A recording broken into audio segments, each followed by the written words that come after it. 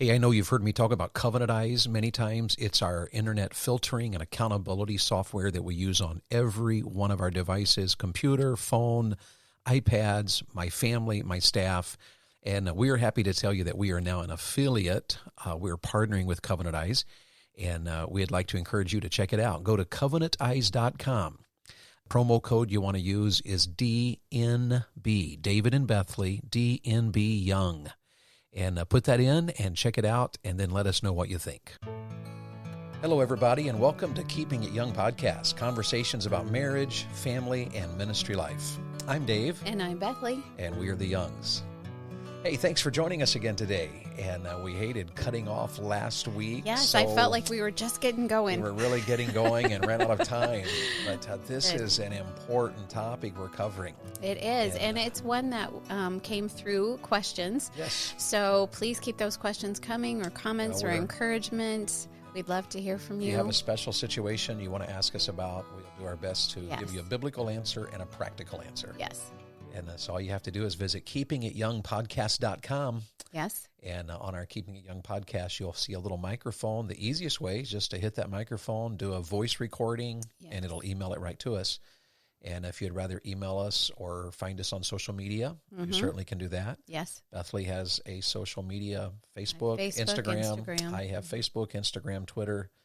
And you can even go to our own website, evangelistdaveyoung.com, and send us an email. But we'd love to hear from you. Reach out in any way you'd like. Please. And let us know what we can do to be a help and a blessing to you. I hope your summer's going well, or your fall. I guess we're into fall now, aren't we? We're into the school year anyway. Yes. I guess that feels like fall to us when we start school. Well, in the South, it doesn't feel like the fall. No, it's hot. It is hot. And we like it. We didn't move down here to be cold. No, but a little cooler would be nice. Says my Yankee wife. And by the way, I also hope you'll join us in one of our meetings this fall. You can find our itinerary at the evangelistdaveyoung.com site. Yes. You can also, if you follow us on one of the social media sites, we quite frequently are posting where we are. Yes, we may David be will near post. you. Yes, please come see us. And if we're nearby, we'd love for you to meet us, catch us, say, hey, we know you guys from Keeping It Young. Yes. And we'd love to have a few moments just to fellowship with you in person.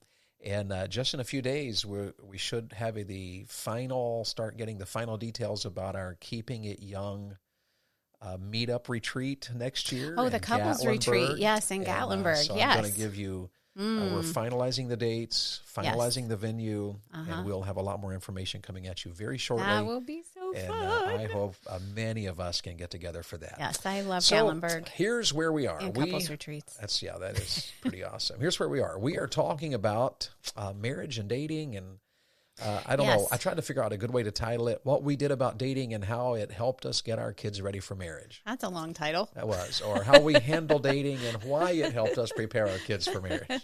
How about kids dating marriage? Kids dating marriage. I should listen to you more often. Oh. Kids, dating, and marriage. There's our title, ladies and gentlemen. And so really the questions we keep getting is, what did you do about dating? And the other question is, how did you help your older three to get to the wedding? Right. And we jokingly, talk about, sometimes we don't know, but the fact is there was a purpose. There was a plan. There was. We did take specific steps, and we certainly want to share those with you. So last week we started with the first one. If you've ever heard me preach to teenagers, you may have heard me challenge teens on the don't date, wait. Yes. And what we mean by that is don't play the dating game. Prepare for marriage instead. Yes. Or you could say it, this is not a time to date. Wait till you're old enough for marriage. Yes. But more than that, it's prepare for marriage. Yes. And so don't date is a matter. Now, moms and dads, you can't just throw that at your children. You have to teach them that. You that have younger ones, we would just take every opportunity when we would see a young couple at church and they're like, mad at each other because they just broke up.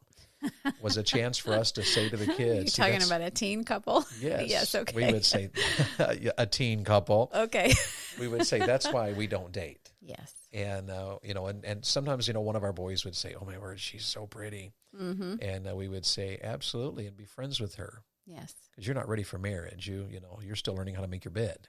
Right. And so don't play the dating game. It is amazing that parents are okay with their 14, 15, 16, 17-year-olds dating having these cute little relationships. Oh, aren't they cute? Yeah. And emotionally, they're not ready. Physically, financially, they're not ready And it usually for doesn't that end type well. of relationship. Yes. But it sets them up for a whole lifestyle of, well, I get in this relationship, and if I don't like it, I can get out. Right. And it also, for every story you would hear of, I married my high school sweetheart and we've been married for 40 years. Right. That does happen. For every one of those stories, you would also hear hundreds of others of we dated and broke up and hated each other's guts. Right. And we can't even be friends anymore. That's no way to live. And all my friends in the youth group hate all of her friends in the youth group. Yes. And don't do that to your youth group. No. So just teach your kids. Don't do that to your youth pastor. And you start early. Don't date. Don't play the dating game. Now, I do have to return, before we move on here, return to where we were last week, because you were talking about to moms and dads, there's no reason to be afraid. There's no reason to have fear. Don't fear the process. No. Yeah, don't think, oh my word, what are we going to do and what's going to happen? Don't play that game. God is pro-marriage. Yes. God has your son and daughter in mind for marriage. Yes. And are there exceptions? Absolutely, because singleness is a gift from God. Yes. But prepare your children. Talk to them about it. Our children would say, we're going to get married someday. Right. And it's simply because we let them know, we're teaching you this, so because someday you're going to be married. Yes. And you talk about how wonderful marriage is. Now, if your marriage is not wonderful, we have other podcasts for that. There are other episodes. So you can go back and work on your marriage, because if you don't have a wonderful marriage, obviously your children do not want to be married. But if you have a healthy, happy marriage, your children can look at that and think, that's what I want someday. And we talk about that. We talk about that with our children. It's wonderful to be married. You will love this. You will love ministry with your spouse. You will love serving the Lord with your spouse. And we just being at the wedding that we had recently for our Matthew and his Kareth, it was kind of sweet to be with our older two that are married. Yes. Because you see that friendship relationship in which they just adore each other, and they have special little insider, unique to them little comments. And they are one person. They are best friends. They just enjoy each other's company, and they're comfortable with each other's company, even if, there's 50 people around them or no one around them. And so moms and dads, it does work. Yes. It does work. There's a few things here as we're talking about this don't date, wait idea. There are some dangers that I think we ought to warn you about. And there's this danger that shows up, I think, in a lot of Christian families, in which some Christian parents think it's somehow spiritual to downplay the male-female attractions.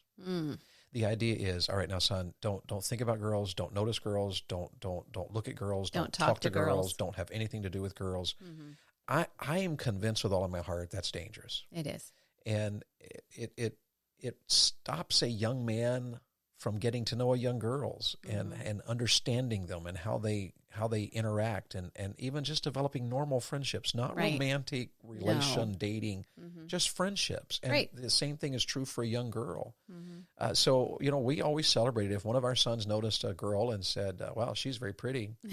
We just think that's great. He's normal. Yes. And we took that as a matter of course and it encouraged it in the sense with wisdom. Yes. You're wise about it. There shouldn't be any lust involved. There shouldn't be any weirdness involved about it. It's just God designed that as a normal part of life. Absolutely. And beauty is God-given. It is. And that's why I married you. Aww.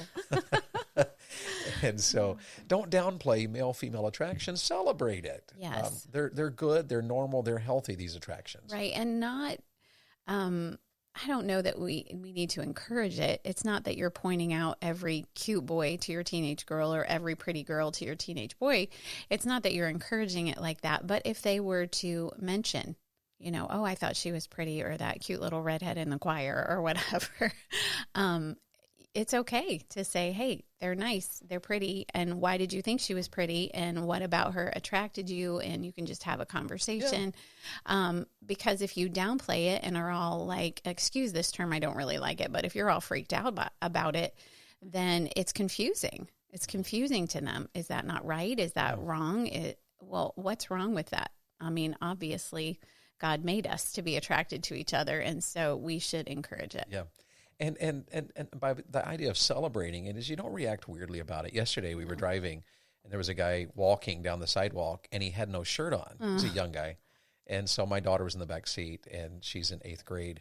And so as we drove past him, I said, "Did you see that guy?" She goes, "I saw him." And she kind of knew where I was headed with that as far as teasing her. And sometimes she's at that age where she can turn a little red when I tease her. So I know to back off. Right. But those are normal. Yes. When we say don't date, we're not talking about being weird about it. We're just talking about this is a time for you to like all the girls, like all the guys, be friends with Yes. every other Be teenager. friendly.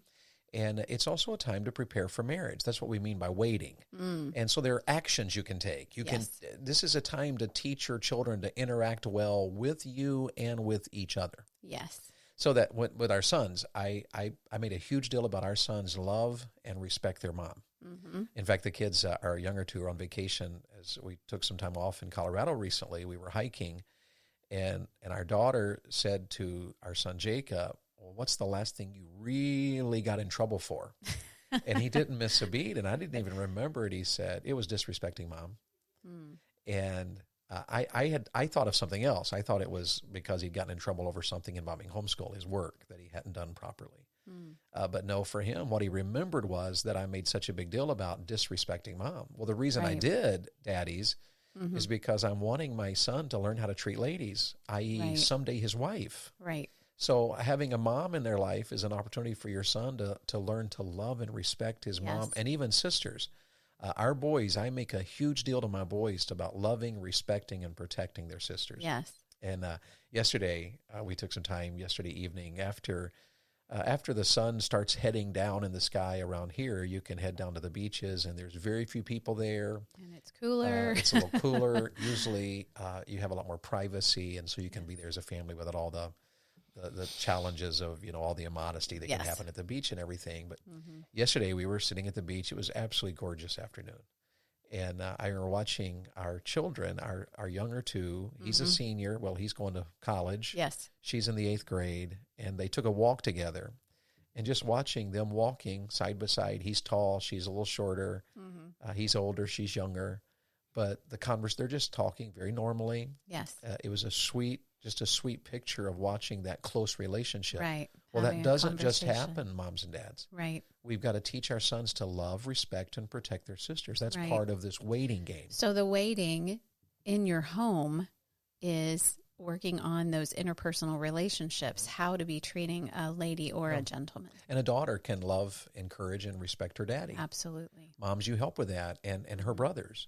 We never let our children to ridicule each other, rip on Right. each other. I always told the boys, your little sister or your big sister should be able to run to you at any moment and find love, encouragement, and protection. Yes. If necessary, you should be willing to fight for her. Right. She should know if I get to my brothers, I'm safe. Because if she gets to her daddy, she's safe. And you're learning as a son and as a daughter how to have these relationships. Right. And so And these just, are action points. This is keeping part of it- waiting. Keeping it real, though, as we're keeping it young, is that our children do sometimes get in little miffs with each other. And so even yesterday, we had to remind the two that are still home, hey, let's be respectful toward one another. And also use sweet words. We say that a Yes. lot. And we also talk about doing a wisdom check. Yes. Hey, was that wise? A little wisdom here. Because, you can be distracted by your device playing a video game and your sibling annoys you. And if Right. you're not careful, the way you're biting at your sibling Right. would be a terrible way for a man to talk to his wife Right. or a wife to talk to her husband. And why would we parents think, well, they're just siblings. That's how siblings talk to each other. And why would you think that it would change when your boy grows up and gets married, that he would automatically be respectful and sweet to his In wife? our experience, He's it not going doesn't. to be. It No. doesn't change. No. What you train your children, how you train your children to treat each other in the home, how they treat you, Yes. how a son treats his mom, or a son treats his sisters, or Right. vice versa. Yes. That's going to carry right on. Yes. And so what we're doing here is we're not being weird. We're saying this is a time of life where we're not going to play the dating game. We're going to wait for marriage and Right. prepare for marriage. And mature. And Yes. so you teach your children to interact well with each other and with you. Yes. And then you train them in marriage-worthy skills. That's what this waiting time is all about. Yes. Here's a marriage-worthy skill. We've already touched it, but how you respond to others. Yes. I always hate it when I'm around a couple and they respond to each other in ways they wouldn't even respond that way to a cashier at Walmart. They would never respond that way to their doctor or to a Right. nurse, but the way Right. they talk to each other. That's not acceptable. So a marriage-worthy skill is learning how to respond, how to fulfill responsibilities. Yes. What are some of the responsibilities we try to teach our children? Well, of course, we've given them chores. We teach them how to work. We teach them how to work outside and inside the house and in the ministry. We teach them cooking and cleaning. Both of our children made our meal today. Jacob made It was amazing, the entree and Charity did the sides, and it was amazing. They've learned how to clean. They've learned how to take care of cars. They've done different work on machines around the house, different things that David will do with the boys. And we have other podcasts on that too, on how to teach your children how to work. But these are all things that are going to help them in their marriage relationship. And sometimes we don't even think about that. Yeah. With the whole dating thing, we're like, oh no, they need to, when they're teenagers, they just need to have fun with their friends. Of course, they need to work on the academics and the sports, and they need to go to practices, but it's all about the fun with the friends and maybe the little dating relationships. But really, in this time, they need to be focusing on their relationship with the Lord, their relationship with their family, and learning how to mature as a person. Yeah. A person And who knows Dad, how to work. Dad and Mom, I'm going to be hard on you here a little bit, but if church is not a priority to you, Right. we'll take off tonight, or you know what, we'll go to the beach instead of going to church, or you know what, we're going to go to the ball game instead of going to church. Don't expect your child to up you on that, Right. and raise your grandkids in church. Right. You have to be developing on purpose, and don't get stressed about, oh my goodness, I don't know if am I teaching my son. Here's what I learned: if I'm doing something, I can have my children do it. Right. So, recently I had to repair an oven. The oven element went out, and I know how to buy a new one and install it. Praise So the Lord. I did it, and after I did it, I realized, wait a minute, Jake doesn't know how to do this. Right. So I called him in and showed him at least the process. This is where it connects. This is how it connects. This is how you get to it. This is how you move the oven. Right. And now my son, when he's married someday, his wife will say, honey, I think the element is out. He can go, you know what? I know how to do that. Right. And it'll be a big deal. But he wouldn't have known how to do that if we didn't take the time in the midst of our responsibilities to show that. Right. As Bethley cooks, she can call one of the kids in and say, hey, come here, I'll show you how to do this. Right. And the children love that. Number one, they're getting time one-on-one with a parent. Yes. And number two, they're learning a marriage skill. Yes. So this is a big deal. We're saying that don't date, wait. That's Yes. our line. Don't date. This is the first thing we did, and it was a huge one. We also think this is a time to develop character, integrity, honesty. Yes. I was recently with a pastor, and he said, you know what I think, and this is how he said it. If the only thing a parent did for their children was to teach them and make them do hard things, they probably could succeed in life. And I think what he meant by that was that we are a generation of parents who want our children to have it easy. We do. Let them sleep in so they don't have, they don't need to work like we, Right. we can pay somebody to mow the yard because it's too hot. Yeah. That's too hard. It takes too much time. Mm-hmm. But he said, if your children learn to do the hard thing, it helps them in life. I remember the summer that our Joshua got a job with our friend here in town that was the electrician. And so Joshua had to leave our house every morning at 6:30. I remember that because he wasn't driving. Yeah, he didn't have a license yet. So we took him to work 20 minutes away every Yeah. day at 6:30 and went back every afternoon to pick him up. Right. But he had to be up and ready to walk out of the house at 6:30 in the morning, and he worked outside in Pensacola heat all summer. Yes. It was 8 to 10 hours a day, wasn't it? Oh, yes. And it was brutal. There was no air conditioning. They were building this particular site and doing all the electrical Right. stuff for it. And it was a hard thing. He was digging trenches. And He dug trenches in the heat by hand. Yeah. And, that was hard, but he looks back at it as, I remember that summer, Right. and I remember learned that a lot. work. He learned, and it was good for him to learn how to do the hard thing. Right. So what we have taught so far is don't date, wait. Mm-hmm. And what else would you add to that? Any personal story? We talked about David and Abby meeting and how they met there. And then we talked at West Coast. Right. And we talked about Josh and Bethany and Right. Matt and Kareth a little bit. Mm-hmm. Any other part of that story that by reviewing the story might help parents to see how we handled that? Well, the only thing that comes to mind is more personal. It's actually about us. And my parents did not have a don't date philosophy. That's very true. I was allowed to, quote, date when I was 16. And she did. Anyway, so I was allowed to date, and my parents were careful. We were supposed to not be alone and different things like that. And I won't go into a whole lot, but I will say that I lost my heart at too early of an age. And looking back at it, I do wish my parents had said, you know what, you can wait until you go to college, until you're a little older. And that just wasn't in their wheelhouse, so to speak. And don't lose your train of thought there. But Right. I think what happened was that a lot of parents, if you backed up, like to the generation where your parents dated and my parents dated, it was Right. more of a courting idea. It was. Like my dad didn't have a car. Right. My mom lived 5 miles away. So he would either jog or walk to her house, Yes. and they would sit on the porch. That was the extent of their courting. Right. And it was different too, in that they got married earlier. And so they were just of that mindset. I'm not blaming my folks at all. They Right. were godly people. But looking back at that, I do wish that I had learned you don't give your heart away. You don't need to give your heart away until you meet the one that God has for you. And moms and dads, you can help with that. Yes. If you win the heart of your child, what you're doing in these teen years by teaching them not to play the dating game, Right. you're teaching them to have relationships with you, relationships at home, and relationships with multiple of other people. Right. We're talking about friendship, deep, meaningful friendships. Yes. Then what you're doing is you're protecting their heart so that they're not just giving it away all the time and having it crushed. Right. Just this weekend, our neighbor, whom we care very deeply about and have just spent a lot of time discipling and actually won her to Christ and all.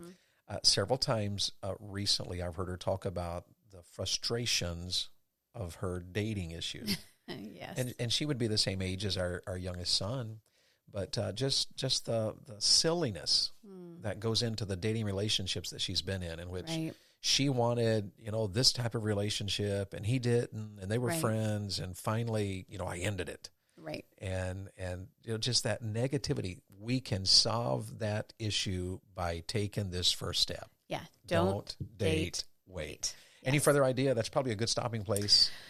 I think we've covered it pretty well. If you all have any questions about that, feel free to Let's send them in. save the final 2 points for another podcast. So join us next week. We've talked about don't date, wait. We're talking Right. about kids, dating, and marriage. Yes. Thank you for that title, my love. And what we're going to talk about in the coming weeks is 2 more. We're going to talk about don't date alone, always have a chaperone. That is not as weird as it sounds, perhaps. It's not. It's very practical for us. And It by is. chaperone, we want to talk to you about keeping it public, keeping it Yes. protected. And so don't date alone, have a chaperone. And then we'll also add one more in there. And this is how we did it as a family. Don't act wed until the I do's are said. So look forward to the next couple of podcasts, and we'll conclude this series on kids, marriage, or kids dating and marriage. Yes. All right. Any further thoughts? I don't think so. Well, then have a great day. Thanks for joining us at keepingityoungpodcast.com. Yes. And feel free to visit us, email us, voice message us, reach out to us. We'd love to hear from you. In the meantime, have a great week. The Keeping It Young podcast is a Bax 5 Media production. All rights reserved.